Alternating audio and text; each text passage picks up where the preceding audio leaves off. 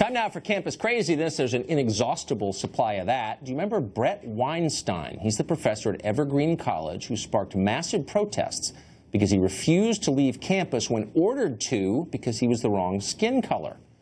A principled man, progressive, by the way. But that's not his only offense. A new article in the Huffington Post says his colleagues at Evergreen are asking another question. Quote, is speaking with Tucker Carlson a punishable offense? Well, for many, the answer is yes. At least 4 faculty have accused Weinstein of, quote, endangering students by appearing on this show. Cabot Phillips is media director for campusreform.org. He follows this stuff for a living. That's why his hands twitch. And he joins us now. So, Cabot, apparently voicing your opinions, and he voiced no right-wing opinions. Like, he's not right-wing. He's a progressive. On this show, in the wrong outlet, is now a thought crime. Let's be honest about why they're so angry about this. It's not because he went on a TV show. It's because he went on your TV show. And why do you have to come on your TV show in the first place? Because the rest of the mainstream media was completely quiet on this issue. He realized your show is the only one willing to actually shine a light on this. So the only way he could get his voice out to a national audience was coming on your show. And now they're accusing him of endangering the safety of students on campus. These are his colleagues. And I didn't see them too concerned about the safety of students when there were mobs going through campus with baseball bats and tasers threatening conservative students.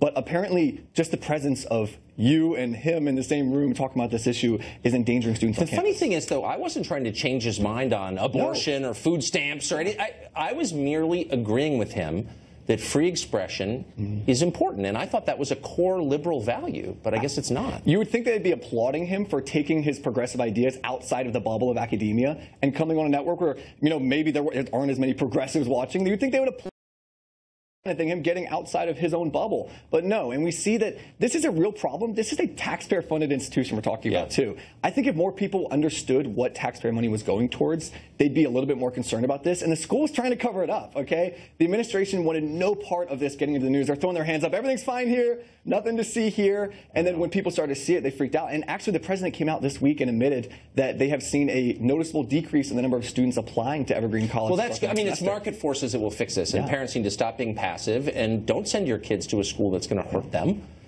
So whenever you see some outburst like this on a campus, a riot or a demonstration, the administration almost always responds by saying, we're going to hire more diversity officers, more administrators who are going to focus on diversity, whatever that means.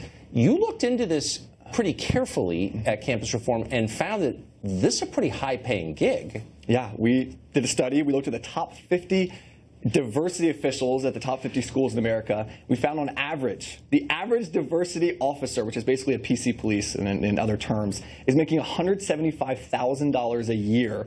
The highest one making over $300,000 a year at UVA here in our state of in Charlottesville. And we found that that average salary, $175,000, that's 3 times the pay of the average police officer in America. And for everyone wondering why are colleges so expensive these days, it's because we're hiring all these administrators that no one actually knows what the purpose of them on campus is, but these are just the head honchos that are making 6 figures, well into 6 figures. The lowest one we found was still over $80,000. That's what schools are spending money on these days. And the saddest thing is, I mean, it's not an academic discipline. It's not like that's enhancing the knowledge that your kids are acquiring in school. Cabot Phillips, thanks a lot for spending all the time keeping up with this stuff. It would give me a migraine. Absolutely. You're a brave man. Up next, a Democratic Congressman